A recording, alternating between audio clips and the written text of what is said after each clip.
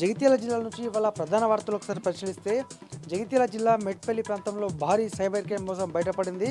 దాదాపు 2 నెలల క్రితము మెట్పల్లి పట్టణానికి చెందినటువంటి ఒక ప్రముఖ వైద్యుడు ఈ సైబర్ క్రైమ్ వలలో చిక్కాడు. అయితే సైబర్ ఇన్వెస్ట్మెంట్ అలాగే ఆన్లైన్ ట్రేడింగ్ యాప్ అంటూ ఇన్స్టాగ్రామ్లో చూసినటువంటి సదరు వైద్యుడు దాన్ని చూసి లింక్ ఓపెన్ చేయడంతో అందులో పెట్టుబడి పెట్టాడు. దాదాపు విడతల వారీగా 69 లక్షల రూపాయలను ఈ సైబర్ నేరగాళ్లు దోసేశారు. అయితే ఆ కేసును సీరియస్గా పరిగణించినటువంటి పోలీసులు విచారణ జరపగా పంజాబ్ ప్రాంతానికి చెందినటువంటి ముగ్గురు కీలక నిందితుల్ని అరెస్ట్ చేయగా కీలక అంశాలు బయటపడ్డట్టు మనకు తెలుస్తుంది. దాదాపు ఈ వైద్యం నుంచే కాదు, రాష్ట్ర వ్యాప్తంగా వివిధ జిల్లాల నుంచి అలాగే దేశవ్యాప్తంగా కూడా వీరంతా సైబర్ మోసాలకు పాల్పడ్డాడు. కోట్లాది రూపాయలు వీరు పోలీసులు సీజ్ చేసినటువంటి వీరి అకౌంట్లోంచి కోట్ల రూపాయల ట్రాన్సాక్షన్ జరిగినట్టయితే మనకు ప్రాథమికంగా తెలుస్తోంది. పూర్తి స్థాయి విచారణ అనంతరం మరిన్ని వివరాలు మనకు వెల్లడే అవకాశం ఉంది. మొత్తంగా ఈ వైద్యునికి సంబంధించి ఇప్పటివరకు 20 లక్షల వరకు అయితే తిరిగి ఖాతాలోకి మళ్లించినప్పటికీ మిగతా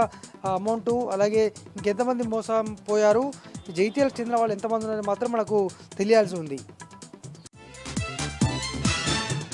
ఇంకా జగిత్యాల జిల్లా కేంద్రంలో జగిత్యాల నడిబొడ్డున రోజు హోటళ్ళ నిర్వాహకులు రోజుకొకటి బయటపడుతున్నాయి. ఇప్పటికే ఒక హోటల్లో ఇడ్లీలో జెర్రీ వచ్చింది, మరొక హోటల్లో ఇడ్లీలో ఇటు బొద్దింక రావడం జరిగింది, మరొక హోటల్లో ఫంగస్ చపాతీలో రావడం జరిగింది. తాజాగా మరొక హోటల్లో కూడా కీలక భోజనం చేస్తున్నటువంటి సమయంలో ఒక ఇనుప చువ్వ అలాగే ఒక స్క్రబ్బర్గా భావించవచ్చు దాన్ని, అలాగే ఇనుప చువ్వగా ఆయన అయితే చెప్తున్నాడో అది బయటపడింది. అయితే ఆ హోటల్ నిర్వాహకుడిని నిలదీసినటువంటి సందర్భంలో ఆ కస్టమర్కు ఆయన ఓనర్ చెప్తూ ఇలాంటి కామన్ చూసినట్టు వదిలేయాలంటూ నిర్లక్ష్యంగా సమాధానం ఇవ్వడంతో ఆయన మీడియాని ఆశ్రయించాడు. మరి ఫుడ్ సేఫ్టీ అధికారులు ఏం చేస్తున్నారు అనేటువంటి ప్రశ్నలు అయితే ప్రస్తుతము ప్రజల నుంచి కస్టమర్ల నుంచి అయితే మనకు వెల్లువెత్తుతున్నాయి.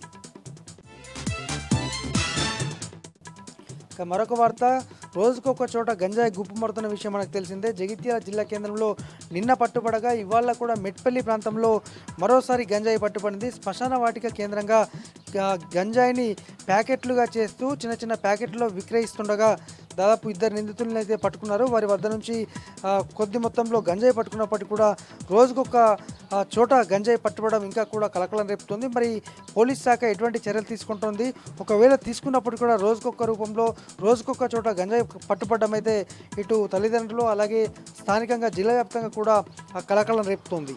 ఇవి జగిత్యాల జిల్లా వ్యాప్తంగా ఉన్నటువంటి ప్రధాన వార్తలు.